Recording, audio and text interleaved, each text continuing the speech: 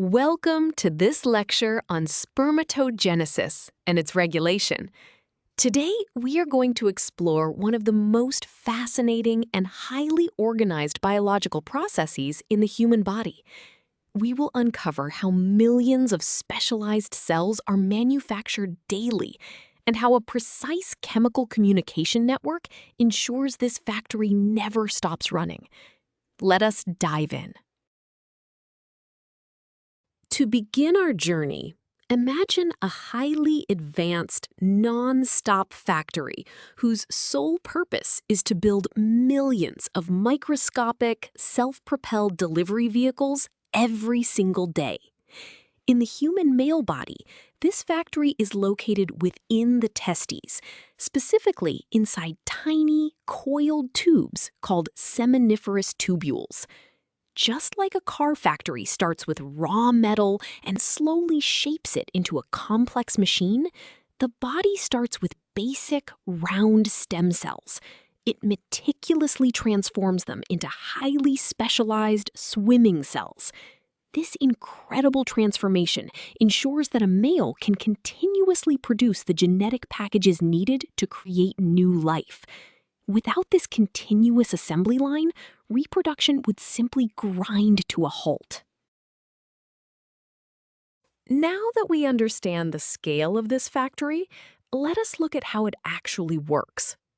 Spermatogenesis is divided into three distinct phases. First, we have spermatocytogenesis, which involves mitotic division to multiply the cell numbers. Next is meiosis, a crucial reduction division that halves the chromosome number to create haploid cells. Finally, spermiogenesis is the morphological transformation where the round cell grows a tail, condenses its DNA, and becomes streamlined.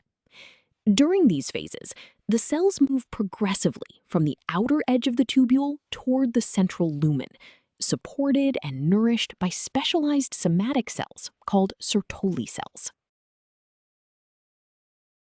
Building on these three phases, we must highlight why the meiotic step is so critical.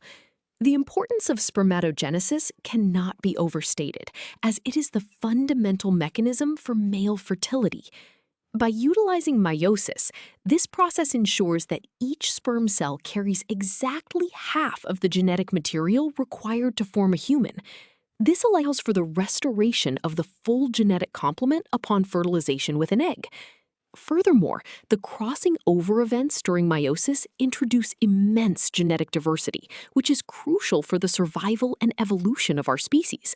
If this process fails, it leads directly to male infertility. To truly appreciate the massive amplification power of this biological factory, we can model the theoretical yield mathematically.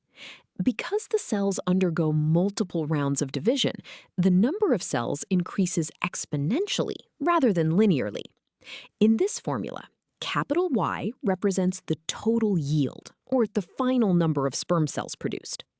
Capital N represents the initial number of starting stem cells, specifically type A spermatogonia. Finally, lowercase n represents the total number of cell divisions, including both mitotic and meiotic divisions.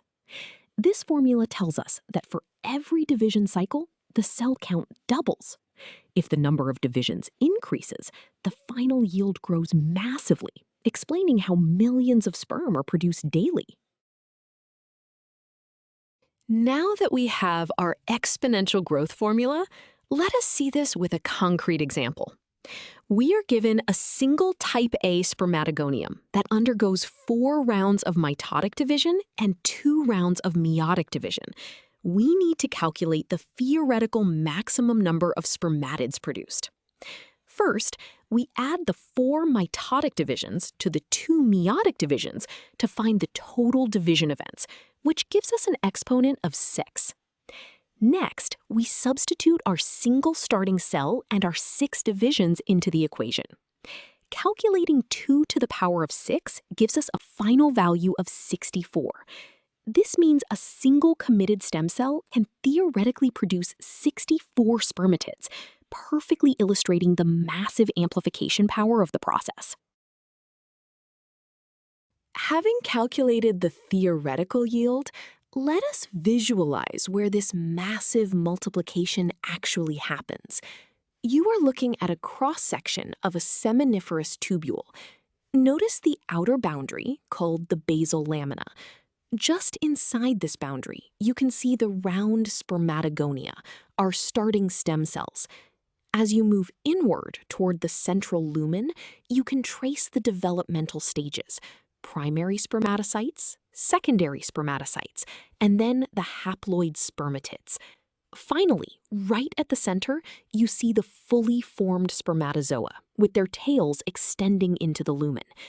The large supportive cells spanning this entire distance are the Sertoli cells, which nourish the developing sperm throughout their journey.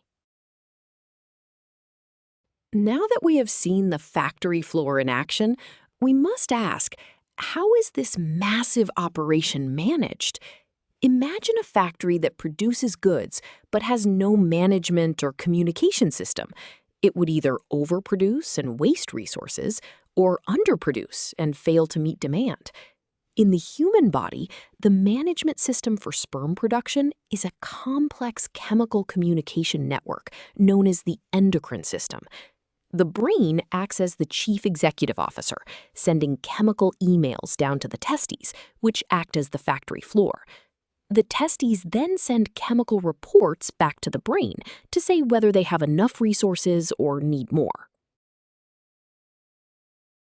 Building on this management analogy, let us identify the specific chemical messengers involved. This regulation is governed by the hypothalamic pituitary gonadal axis, or HPG axis. The hypothalamus in the brain secretes gonadotropin-releasing hormone in a pulsatile manner. This stimulates the anterior pituitary gland to release two key hormones: luteinizing hormone and follicle-stimulating hormone. Luteinizing hormone travels to the testes and binds to Leydig cells, stimulating them to produce testosterone, which is absolutely essential for sperm development. Meanwhile, follicle-stimulating hormone binds to the Sertoli cells, prompting them to support the developing sperm and produce androgen-binding protein to keep local testosterone levels extremely high. With these stimulating hormones in place, the body also needs a way to hit the brakes. To prevent overproduction, testosterone and another hormone called inhibin exert negative feedback on the brain, decreasing the release of the stimulating hormones. This precise regulation is vital because the concentration of testosterone inside the testes must be 50 to 100 times higher than in general blood circulation. If this axis is disrupted, for example by taking synthetic anabolic steroids, the brain is tricked into thinking there is too much testosterone. It shuts down production, leading to testicular shrinkage and severe infertility. To understand exactly how the brain controls the testes, we can mathematically model this relationship.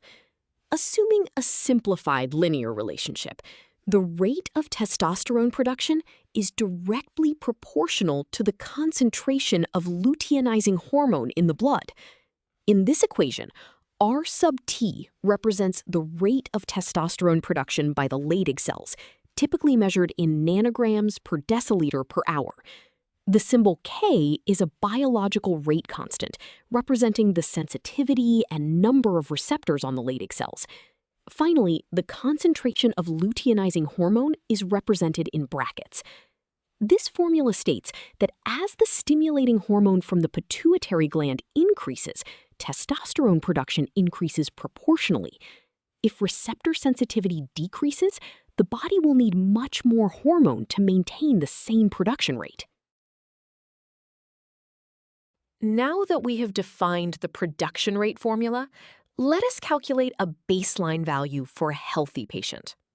We're given a healthy adult male with a Leydig cell sensitivity constant of 15 units and a circulating luteinizing hormone concentration of 4 international units per liter. We need to calculate his normal rate of testosterone production. We substitute the sensitivity constant of 15 and the hormone concentration of 4 into our rate equation. Multiplying these together gives us a baseline production rate of 60. This means the normal rate of testosterone production is 60 nanograms per deciliter per hour, providing the robust local concentrations needed to drive spermatogenesis forward. Following our baseline calculation, let us see what happens when the management system falters. Due to a mild pituitary issue, our patient's luteinizing hormone concentration drops to 2 international units per liter. We must calculate his new rate of testosterone production. We use the exact same sensitivity constant of 15 because the testes themselves are still healthy. However, we substitute the new lower hormone concentration of 2. Multiplying 15 by 2 gives us a new rate of 30. This physical interpretation shows that a 50% drop in the brain's stimulating signal results in a 50% drop in testosterone production. This significant drop would likely impair sperm production, illustrating why the axis must be tightly regulated. Having calculated the impact of hormone levels, let us look at the complete communication network visually. This diagram illustrates the HPG axis feedback loop. At the top, you see the hypothalamus sending gonadotropin-releasing hormone down to the anterior pituitary. The pituitary then branches its signals, sending luteinizing hormone to the Leydig cells and follicle-stimulating hormone to the Sertoli cells. Notice the solid black arrows representing these stimulating pathways that drive the production of testosterone and sperm. Now, look at the dashed red arrows curving back up to the brain. These represent the negative feedback from testosterone and inhibin, which tell the hypothalamus and pituitary to slow down, ensuring the entire system remains perfectly balanced. We have covered a tremendous amount of ground today, so let us review our key takeaways. First, spermatogenesis is an exponential biological manufacturing process that relies on mitosis, meiosis, and spermiogenesis to continuously produce haploid sperm cells. Second, this massive cellular assembly line is strictly managed by the HPG axis, where the brain uses chemical signals to drive testicular function. Finally, a delicate negative feedback loop involving testosterone and inhibin ensures that hormone levels remain perfectly balanced, preventing both overproduction and system failure. You now have a solid understanding of both the mechanics and the regulation of male reproduction.